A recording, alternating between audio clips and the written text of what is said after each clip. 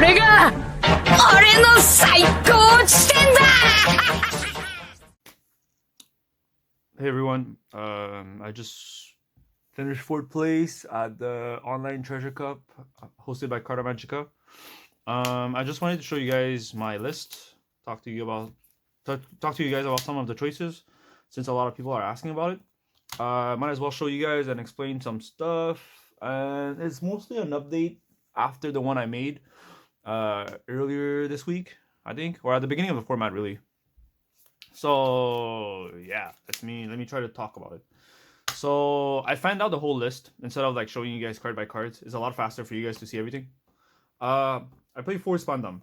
I think Spandam is staying at 4 for now. I really thought about cutting it to 3 because I feel like this card always miss, or always is not the correct word, but it often miss. Like you play this card and we don't play as many CP as we used to, and I did bump Kaku. I do play Kaku, so like we still play some CPs, but it does miss sometime. And when you miss it, it kind of hurts your hand size in terms of resources.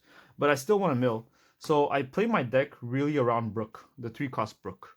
So I do want to see my pieces. So if I can turn 1 Spandam, mill a Brook, mill a Hina, the pieces for Gecko. It's also good, so I can like Rebecca and bring back whatever piece I'm missing. That's about it. So for Brook, because I feel like it's really good into Dofi and Purple Luffy. Against those 2 matchup, I go first. At 3 Dawn, I play Brook. They have no way to deal with it. Dofi will bounce it back to hand with the 4-cost Law or with Jozu, but that is not an issue. We still have access to the Brook even if they bounce it back to their hand. The reason why we play at 3 Dawn is because it saves us some Dawns. So at 3 Dawns, we play Brook. At 5, we can do whatever we want to reduce it, just so the book can clear. Against Purple Luffy, it's pretty much the same. At 3 Dawn, we play Brook.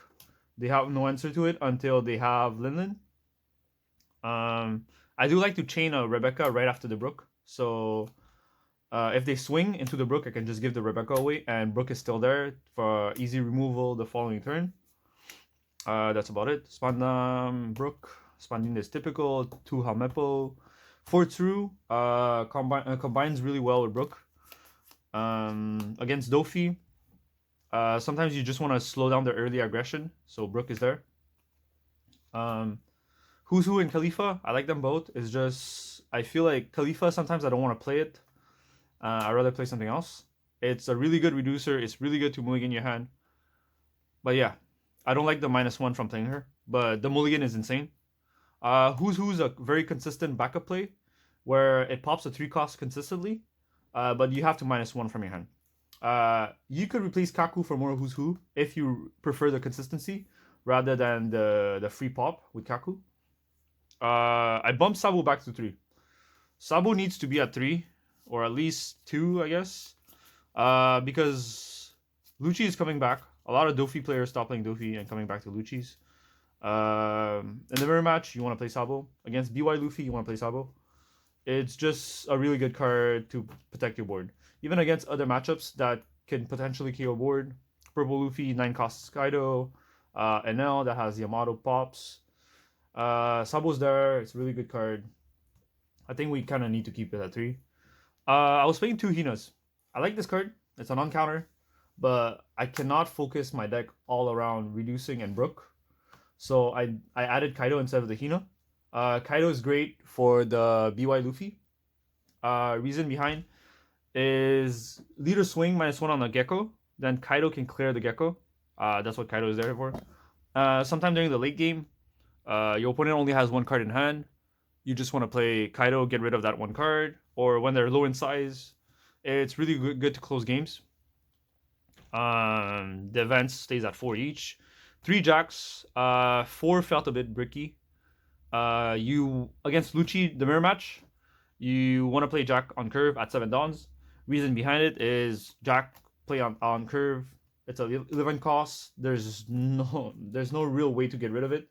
I think the best way to get rid of it would be to Ice Age it, and then Rebecca Hina, and then have KO to remove it.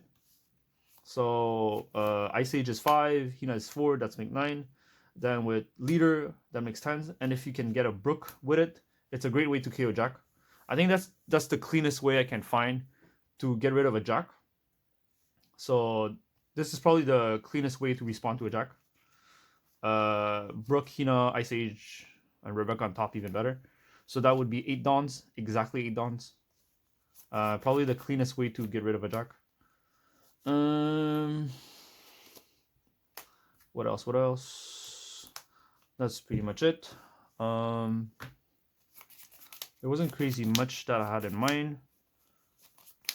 Yeah, it was just a recap, show you a quick deck profile. I've been playing the deck for a while.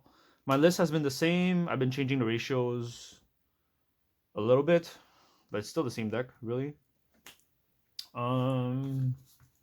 Yeah, thanks for everyone that watched my live today. I'm gonna be live again next Saturday for another Treasure Cup, and I think I'm signed up for 2 more, and I might be signed up for more in the future. But if I do play online, I'll stream it. If you guys have any questions, feel free to ask. If there's specific matchups you want me to elaborate more into it, I can try to make a guide. Yeah, that's about it. I ran out of things to say. So thanks guys for watching. Like and subscribe. Thanks. Peace.